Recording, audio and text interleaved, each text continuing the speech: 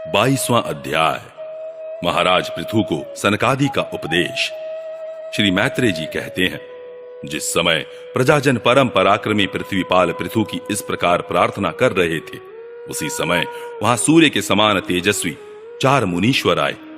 राजा और उनके अनुचरों ने देखा तथा पहचान लिया कि वे सिद्धेश्वर अपनी दिव्य कांति से संपूर्ण लोकों को पाप निर्मुक्त करते हुए आकाश से उतरकर आ रहे हैं।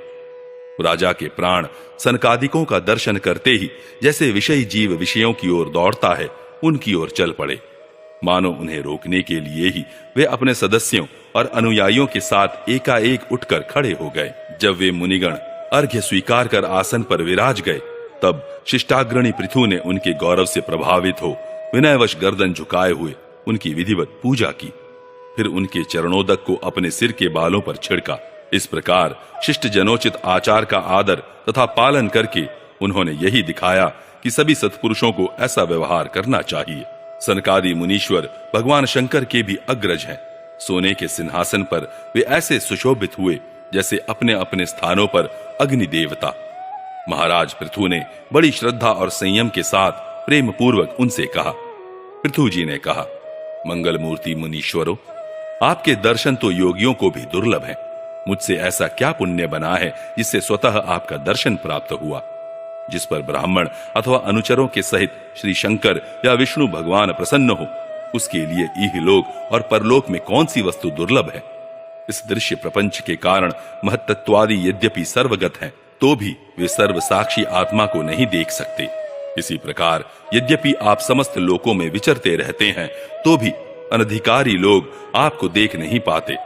जिनके घरों में आप जैसे पूज्य पुरुष उनके जल, तृण, पृथ्वी, गृह स्वामी अथवा सेवकादि किसी अन्य पदार्थ को स्वीकार कर लेते हैं, वे गृहस्थ धनहीन होने पर भी धन्य है।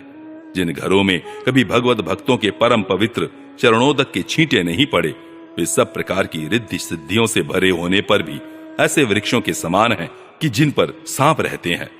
मुनीश्वरों, आपका स्वागत है। आप लोग तो बाल्यावस्था से ही मुमुक्षुओं के मार्ग का अनुसरण करते हुए एकाग्र चित्त से ब्रह्मचर्यादि महान व्रतों का बड़ी श्रद्धा पूर्वक आचरण कर रहे हैं। स्वामियों, हम लोग अपने कर्मों के वशीभूत होकर विपत्तियों के क्षेत्र रूप इस संसार में पड़े हुए केवल इंद्रिय संबंधी भोगों को ही परम पुरुषार्थ मान रहे हैं। सो क्या हमारे निस्तार का भी कोई उपाय है? आप लोगों से कुशल प्रश्न करना उचित नहीं है, क्योंकि आप निरंतर आत्मा में ही रमण करते हैं। आप में यह कुशल है और यह अकुशल है, इस प्रकार की वृत्तियां कभी होती ही नहीं। आप संसारानल से संतप्त जीवों के परम सुहृद हैं। इसलिए आप में विश्वास करके मैं यह पूछना चाहता हूं कि इस संसार में मनुष्य का किस प्रकार सुगमता से कल्याण हो सकता है। यह निश्चय है कि जो आत्मवान पुरुषों में आत्मा रूप से प्रकाशित होते हैं और उपासकों के हृदय में अपने स्वरूप को प्रकट करने वाले हैं, वे अजन्मा भगवान नारायण ही अपने भक्तों पर कृपा करने के लिए आप जैसे सिद्ध पुरुषों के रूप में इस पृथ्वी पर विचरा करते हैं। श्री मैत्रेय जी कहते हैं, राजा पृथु के ये युक्ति युक्त, गंभीर, परिमित और मधुर वचन सुनकर श्री सनत कुमार जी बड़े प्रसन्न हुए और कुछ मुस्कुराते हुए कहने लगे। श्री सनत कुमार जी ने कहा, महाराज, आपने सब कुछ जानते हुए भी समस्त प्राणियों के कल्याण की दृष्टि से बड़ी अच्छी बात पूछी है। सच है, साधु पुरुषों की बुद्धि ऐसी ही हुआ करती है। सत्पुरुषों का समागम श्रोता और वक्ता दोनों को ही अभिमत होता है, क्योंकि उनके प्रश्नोत्तर सभी का कल्याण करते हैं। राजन, श्री मधुसूदन भगवान के चरण कमलों के गुणानुवाद में अवश्य ही आपकी अविचल प्रीति है। हर किसी को इसका प्राप्त होना बहुत कठिन है, और प्राप्त हो जाने पर यह हृदय के भीतर रहने वाले उस वासना रूप मल को सर्वथा नष्ट कर देती है, जो और किसी उपाय से जल्दी नहीं छूटता। शास्त्र जीवों के कल्याण के लिए भलीभांति विचार करने वाले हैं। उनमें आत्मा से भिन्न देहादि के प्रति वैराग्य तथा अपने आत्मस्वरूप निर्गुण ब्रह्म में सुदृढ़ अनुराग होना, यही कल्याण का साधन निश्चित किया गया है। शास्त्रों का यह भी कहना है कि गुरु और शास्त्र के वचनों में विश्वास रखने से, भागवत धर्मों का आचरण करने से, तत्व जिज्ञासा से, ज्ञान योग की निष्ठा से, योगेश्वर श्री हरि की उपासना से, नित्य प्रति पुण्य कीर्ति श्री भगवान की पावन कथाओं को सुनने से, जो लोग धन और इंद्रियों के भोगों में ही रत हैं, उनकी गोष्ठी में प्रेम न रखने से उन्हें प्रिय लगने वाले पदार्थों का आसक्ति पूर्वक संग्रह न करने से, भगवत गुणामृत का पान करने के सिवा अन्य समय आत्मा में ही संतुष्ट रहते हुए एकांत सेवन में प्रेम रखने से, किसी भी जीव को कष्ट न देने से, निवृत्ति निष्ठा से, आत्महित का अनुसंधान करते रहने से, श्री हरि के पवित्र चरित्र रूप श्रेष्ठ अमृत का आस्वादन करने से, निष्काम भाव से, यम नियमों का पालन करने से, कभी किसी की निंदा न करने से, योगक्षेम के लिए प्रयत्न न करने से, शीतोष्ण आदि द्वंद्वों को सहन करने से, भक्त जनों के कानों को सुख देने वाले श्री हरि के गुणों का बार बार वर्णन करने से और बढ़ते हुए भक्ति भाव से मनुष्य का कार्य कारण रूप संपूर्ण जड़ प्रपंच से वैराग्य हो जाता है और आत्म स्वरूप निर्गुण पर ब्रह्म में अनायास ही उसकी प्रीति हो जाती है। पर ब्रह्म में सुदृढ़ प्रीति हो जाने पर पुरुष सद्गुरु की शरण लेता है। फिर ज्ञान और वैराग्य के प्रबल वेग के कारण वासना शून्य हुए अपने अविद्यादि 5 प्रकार के क्लेशों से युक्त अहंकारात्मक अपने लिंग शरीर को वह उसी प्रकार भस्म कर देता है जैसे अग्नि लकड़ी से प्रकट होकर फिर उसी को जला डालती है। इस प्रकार लिंग देह का नाश हो जाने पर वह उसके कर्तृत्व आदि सभी गुणों से मुक्त हो जाता है। फिर तो जैसे स्वप्नावस्था में तरह तरह के पदार्थ देखने पर भी उससे जग पड़ने पर उनमें से कोई चीज दिखाई नहीं देती, उसी प्रकार वह पुरुष शरीर के बाहर दिखाई देने वाले घटपटादि और भीतर अनुभव होने वाले सुख दुखादि को भी नहीं देखता। इस स्थिति के प्राप्त होने से पहले ये पदार्थ ही जीवात्मा और परमात्मा के बीच में रहकर उनका भेद कर रहे थे। जब तक अंतःकरण रूप उपाधि रहती है तभी तक पुरुष को जीवात्मा, इंद्रियों के विषय और इन दोनों का संबंध कराने वाले अहंकार का अनुभव होता है। इसके बाद नहीं। बाह्य जगत में भी देखा जाता है कि जल, दर्पण आदि निमित्तों के रहने पर ही अपने बिंब और प्रतिबिंब का भेद दिखाई देता है, अन्य समय नहीं। जो लोग विषय चिंतन में लगे रहते हैं उनकी इंद्रियां विषयों में फंस जाती है तथा मन को भी उन्हीं की ओर खींच ले जाती है। फिर तो जैसे जलाशय के तीर पर उगे हुए कुशादी अपनी जड़ों से उसका जल खींचते रहते हैं, उसी प्रकार वह इंद्रियासक्त मन बुद्धि की विचार शक्ति को क्रमशः हर लेता है। विचार शक्ति के नष्ट हो जाने पर पूर्वापर की स्मृति जाती रहती है और स्मृति का नाश हो जाने पर ज्ञान नहीं रहता। इस ज्ञान के नाश को ही पंडित जन अपने आप अपना नाश करना कहते हैं। जिसके उद्देश्य से अन्य सब पदार्थों में प्रियता का बोध होता है, उस आत्मा का अपने द्वारा ही नाश होने से जो स्वार्थ हानि होती है उससे बढ़कर लोक में जीव की और कोई हानि नहीं है। धन और इंद्रियों के विषयों का चिंतन करना मनुष्य के सभी पुरुषार्थों का नाश करने वाला है, क्योंकि इनकी चिंता से वह ज्ञान और विज्ञान से भ्रष्ट होकर वृक्षादि स्थावर योनियों में जन्म पाता है। इसलिए जिसे अज्ञान अंधकार से पार होने की इच्छा हो उस पुरुष को विषयों में आसक्ति कभी नहीं करनी चाहिए, क्योंकि यह धर्म, अर्थ, काम और मोक्ष की प्राप्ति में बड़ी बाधक है।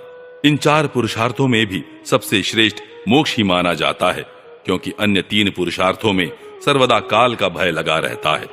प्रकृति में गुण क्षोभ होने के बाद जितने भी उत्तम और अधम भाव पदार्थ प्रकट हुए हैं उनमें कुशल से रह सके ऐसा कोई भी नहीं है। काल भगवान उन सभी के कुशलों को कुचलते रहते हैं। अतः राजन, जो श्री भगवान देह, इंद्रिय, प्राण, बुद्धि और अहंकार से आवृत सभी स्थावर जंगम प्राणियों के हृदयों में जीव के नियामक अंतर्यामी आत्मा रूप से सर्वत्र साक्षात प्रकाशित हो रहे हैं, उन्हें तुम वह मैं ही हूं ऐसा जानो। जिस प्रकार माला का ज्ञान हो जाने पर उसमें सर्प बुद्धि नहीं रहती, उसी प्रकार विवेक होने पर जिसका कहीं पता नहीं लगता, ऐसा यह मायामय प्रपंच जिसमें कार्य कारण रूप से प्रतीत हो रहा है और जो स्वयं कर्म फल कलुषित प्रकृति से परे है, उस नियत मुक्त, निर्मल और ज्ञान स्वरूप परमात्मा को मैं प्राप्त हो रहा हूं। संत महात्मा जिनके चरण कमलों के अंगुली दल की छिटकती हुई छटा का स्मरण करके अहंकार रूप हृदय ग्रंथि को जो कर्मों से गठित है इस प्रकार छिन्न भिन्न कर डालते हैं कि समस्त इंद्रियों का प्रत्याहार करके अपने अंतःकरण को निर्विषय करने वाले सन्यासी भी वैसा नहीं कर पाते। तुम उन सर्वाश्रय भगवान वासुदेव का भजन करो। जो लोग मन और इंद्रिय रूप मगरों से भरे हुए इस संसार सागर को योगादि दुष्कर साधनों से पार करना चाहते हैं, उनका उस पार पहुंचना कठिन ही है, क्योंकि उन्हें कर्णधार रूप श्री हरि का आश्रय नहीं है। अतः तुम तो भगवान के आराधनीय चरण कमलों को नौका बनाकर अनायास ही इस दुस्तर समुद्र को पार कर लो।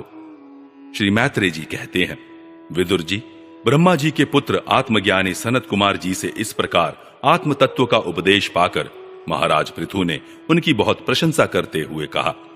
राजा पृथु ने कहा, भगवान, दीन दयाल श्री हरि ने मुझ पर पहले कृपा की थी, उसी को पूर्ण करने के लिए आप लोग पधारे हैं। आप लोग बड़े ही दयालु हैं। जिस कार्य के लिए आप लोग पधारे थे उसे आप लोगों ने अच्छी तरह संपन्न कर दिया। अब इसके बदले में मैं आप लोगों को क्या दूं?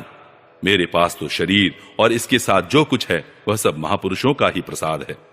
ब्राह्मण, प्राण, स्त्री, पुत्र, सब प्रकार की सामग्रियों से भरा हुआ भवन, राज्य, सेना, पृथ्वी और कोश, यह सब कुछ आप ही लोगों का है, अतः आपके ही श्री चरणों में अर्पित है।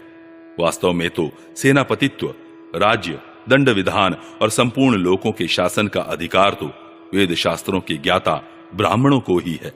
ब्राह्मण अपना ही खाता है, अपना ही पहनता है और अपनी ही वस्तु दान देता है। दूसरे क्षत्रिय आदि तो उसी की कृपा से अन्न खाने को पाते हैं। आप लोग वेद के पारगामी हैं। आपने अध्यात्म तत्व का विचार करके हमें निश्चित रूप से समझा दिया है कि भगवान के प्रति इस प्रकार की अभेद भक्ति ही उनकी उपलब्धि का प्रधान साधन है। आप लोग परम कृपालु हैं, अतः अपने इस दीनोद्धार रूप कर्म से ही सर्वदा संतुष्ट रहें। आपके इस उपकार का बदला कोई क्या दे सकता है? उसके लिए प्रयत्न करना भी अपनी हंसी कराना ही है।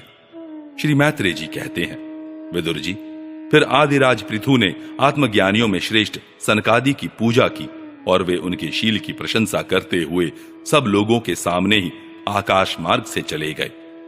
महात्माओं में अग्रगण्य महाराज पृथु उनसे आत्मोपदेश पाकर चित्त की एकाग्रता से आत्मा में ही स्थित रहने के कारण अपने को कृत्य सा अनुभव करने लगे। वे ब्रह्मार्पण बुद्धि से समय, स्थान, शक्ति, न्याय और धन के अनुसार सभी कर्म करते थे। इस प्रकार एकाग्र चित्त से समस्त कर्मों का फल परमात्मा को अर्पण करके आत्मा को कर्मों का साक्षी एवं प्रकृति से अतीत देखने के कारण वे सर्वथा निर्लिप्त रहे। जिस प्रकार सूर्य देव सर्वत्र प्रकाश करने पर भी वस्तुओं के गुण दोष से निर्लेप रहते हैं, उसी प्रकार सार्वभौम साम्राज्य लक्ष्मी से संपन्न और गृहस्थ आश्रम में रहते हुए भी अहंकार शून्य होने के कारण वे इंद्रियों के विषयों में आसक्त नहीं हुए। इस प्रकार आत्मनिष्ठा में स्थित होकर सभी कर्तव्य कर्मों का यथोचित रीति से अनुष्ठान करते हुए उन्होंने अपनी भार्या अर्ची के गर्भ से अपने अनुरूप 5 पुत्र उत्पन्न किए। उनके नाम विजिताश्व, धूम्रकेश, हर्यक्ष, द्रविण और वृक थे। महाराज पृथु भगवान के अंश थे। वे समय समय पर जब जब आवश्यक होता था जगत के प्राणियों की रक्षा के लिए अकेले ही समस्त लोकपालों के गुण धारण कर लिया करते थे। अपने उदार मन, प्रिय और हितकर वचन, मनोहर मूर्ति और सौम्य गुणों के द्वारा प्रजा का रंजन करते रहने से दूसरे चंद्रमा के समान उनका राजा यह नाम सार्थक हुआ। सूर्य जिस प्रकार गर्मी में पृथ्वी का जल खींचकर वर्षा काल में उसे पुनः पृथ्वी पर बरसा देता है तथा अपनी किरणों से सबको ताप पहुंचाता है, उसी प्रकार वे कर रूप से प्रजा का धन लेकर उसे दुष्कालादि के समय मुक्त हस्त से प्रजा के हित में लगा देते थे तथा सब पर अपना प्रभाव जमाए रखते थे। वे तेज में अग्नि के समान दूरदर्श, इंद्र के समान अजेय, पृथ्वी के समान क्षमाशील और स्वर्ग के समान मनुष्यों की समस्त कामनाएं पूर्ण करने वाले थे। समय समय पर प्रजाजनों को तृप्त करने के लिए वे मेघ के समान उनके अभीष्ट अर्थों को खुले हाथ से लुटाते रहते थे। वे समुद्र के समान गंभीर और पर्वतराज सुमेरु के समान धैर्यवान भी थे। महाराज पृथु दुष्टों के दमन करने में यमराज के समान, आश्चर्यपूर्ण वस्तुओं के संग्रह में हिमालय के समान, कोश की समृद्धि करने में कुबेर के समान और धन को छिपाने में वरुण के समान थे।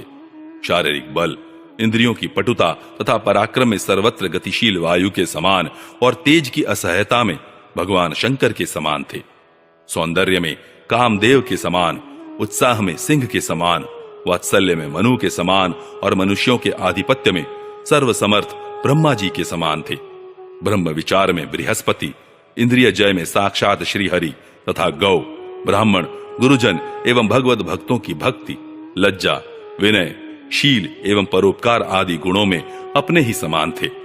लोग त्रिलोकी में सर्वत्र उच्च स्वर से उनकी कीर्ति का गान करते थे। इससे वे स्त्रियों तक के कानों में वैसे ही प्रवेश पाए हुए थे जैसे सत्पुरुषों के हृदय में श्री राम।